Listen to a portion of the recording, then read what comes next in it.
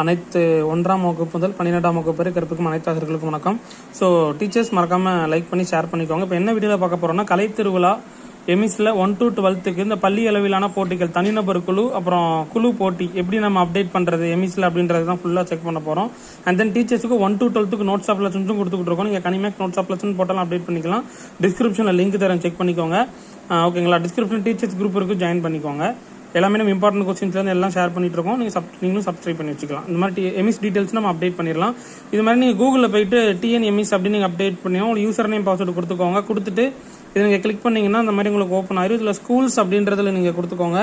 கொடுத்துட்டு கீழே அப்படியே ஸ்க்ரோல் பண்ணிக்கிட்டே வந்தீங்க அப்படின்னா ஸ்கூல்ஸ் அப்படின்றதுல கொடுத்துட்டீங்கன்னா அதில் காம்படிஷன் அப்படின்னு இருக்கும். அதில் நீங்கள் ப்ரோக்ராம் அப்படின்றதுல கிளிக் பண்ணிக்கோங்க. அப்படின்றதுல கிளிக் பண்ணிட்டீங்கன்னா உங்களுக்கு இதில் செலக்ட் ப்ரோக்ராம் அப்படின்ற ஒரு ஆப்ஷன் இருக்கும். அதை நீங்கள் கொடுத்துக்கோங்க. கொடுத்துட்டீங்கன்னா கலை திருவிழா 2025-26 அப்படின்றதுக்கும் அதில் கொடுத்துக்கோங்க.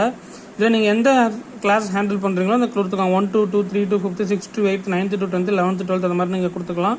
ஓகேங்களா? அந்த மாதிரி நீங்கள் கொடுத்துட்டு டைப்ஸ் ஆஃப் காம்படிஷன், இண்டிவிஜுவல் தனிநபர் குழு, அப்புறம் டீம்னா குழு போட்டி, அதில் ஏதோ நீங்கள் அதை அப்டேட் பண்ணிக்கோங்க.